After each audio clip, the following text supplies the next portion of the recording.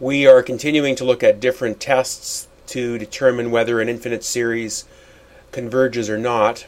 Our next test is called the comparison test, and it says that if we have two series, A and B, made up of positive terms, then if the terms of series A are term by term bigger than the terms of series B, then if you can show that series B diverges, which would be the smaller series, then the larger series, A, must diverge as well.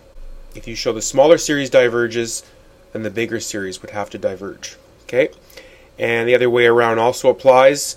If term by term, the terms of series A are smaller than the terms of series B, and if you can show that series B converges, which is the bigger series, then the smaller series would have to converge as well.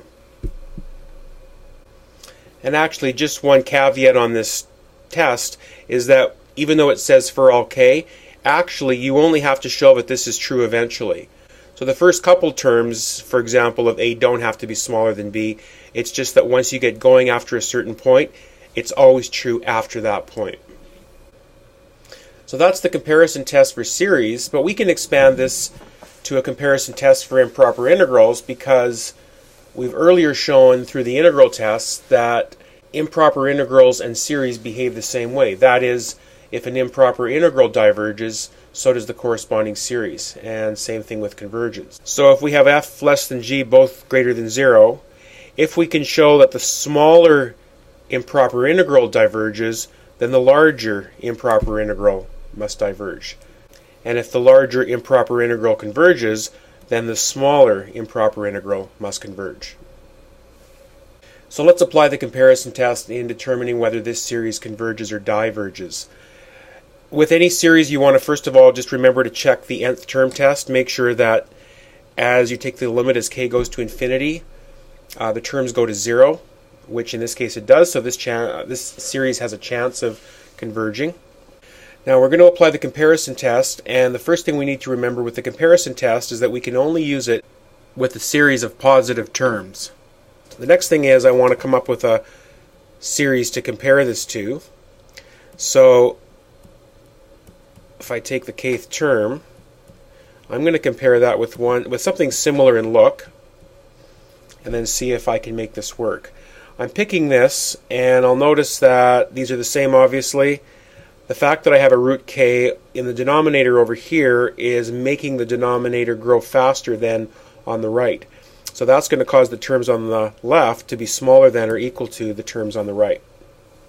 Alright, so I've got an inequality here. Now if I happen to know that the bigger series converges, applying the comparison test now, then I would know that my given series will converge.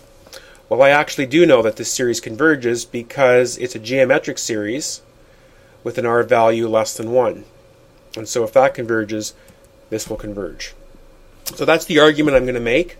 Now I need to justify my work, and I need to include these 4 components. So let's begin by saying we have a series of positive terms. So since we know that this is less than or equal to this for all k eventually, and actually for all k from 1 upwards, therefore, by the comparison test, mentioning the name of the test, since we know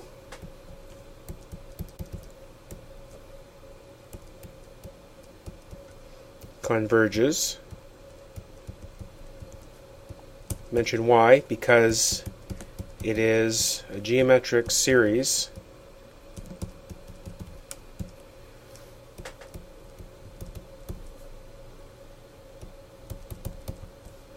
with absolute value r less than 1. Specifically, in this case, r is a third. Therefore, our given series converges. You'll notice that I've included all 4 components of the justification in my solution. Alright, here's another one. Again, we need to make sure that the nth term approaches 0. It does, and that we're dealing with terms that are positive. Now we need something to compare this to. So 1 over k cubed plus 5. I'm thinking of just 1 over k cubed. And this will be smaller than this, always. And so I've got an inequality set up, and the question is, do I know, if I know this converges, I'll know this converges. Well, I know that this converges because this is a p-series with p equals 3. Alright? So I can say, since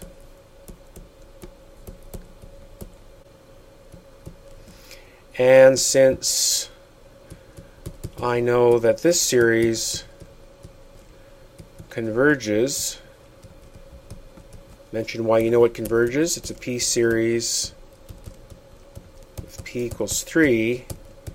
Therefore, by the comparison test,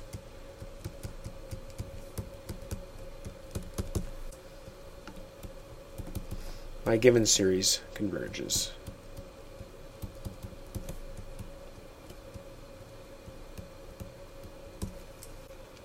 Now, by the way, you might wonder, just how do I select a series to compare this to?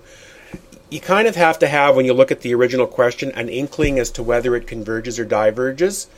I was kind of thinking that this was going to converge, so I was going to look for a series bigger than it that I knew. Okay? And so I picked 1 over k cubed because I knew that was a p-series that converged, and therefore anything less than that would.